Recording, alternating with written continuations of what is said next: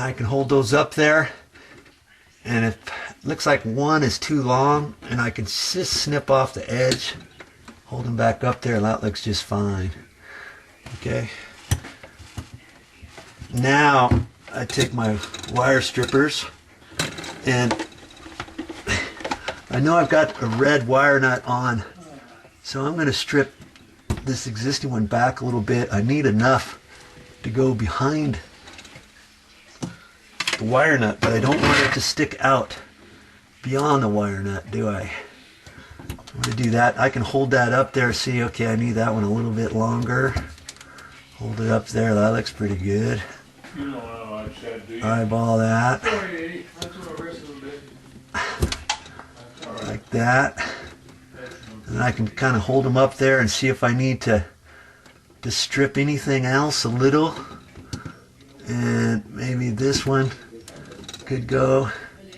You just don't want to get these too short, but you don't want them way too long either.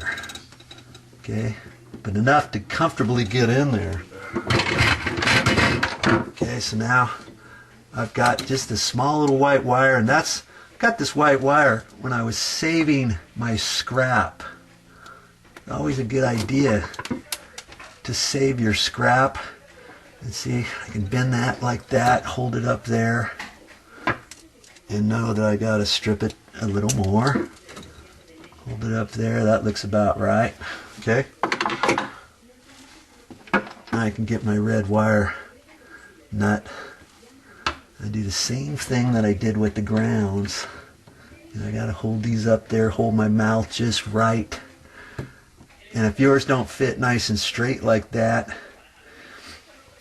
you might have to take your pliers and redirect anything.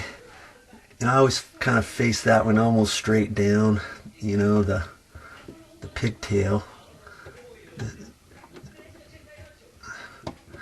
Boy, let's put that up in the middle. See, that's going to hold a little better.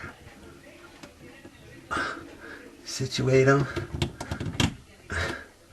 Make sure you got them straight, because last thing you want is one not to be going in far enough and thinking, okay, I got my wire nut is as tight as I can get it, and then at the end you tighten it all up, and you always got to check your wires, and you check all your wires going into your wire nut, and one of them pulls right out the back because they weren't in there far enough.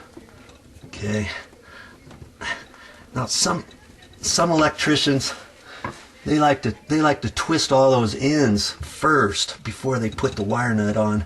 And I've had certain contractors send me a comment, hey Joe, why don't you do that the other way? Well, when I do it this way, they all twist together on the wire nut, I think, and I've already got them starting to curly Q up on themselves on the back. And I'm just gonna give this a little go, and that's tight enough, I think.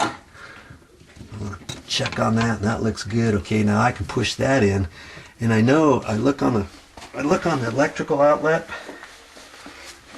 If you've never installed an electrical outlet, there's a definite top and bottom, and usually the long slot here, you can hardly see that, huh? Because this is the tamper-proof one. I'm just going to put that one in here, because one of these is not going to be used because the dishwasher is hardwired. Okay, but the long slot, let me get you a different plug, different outlet, so you can see what I'm talking about.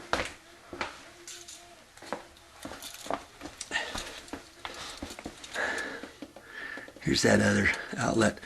See, if you've never noticed it, the long slot on this side is where the white wire goes. That's the neutral side. The hot side is a shorter one.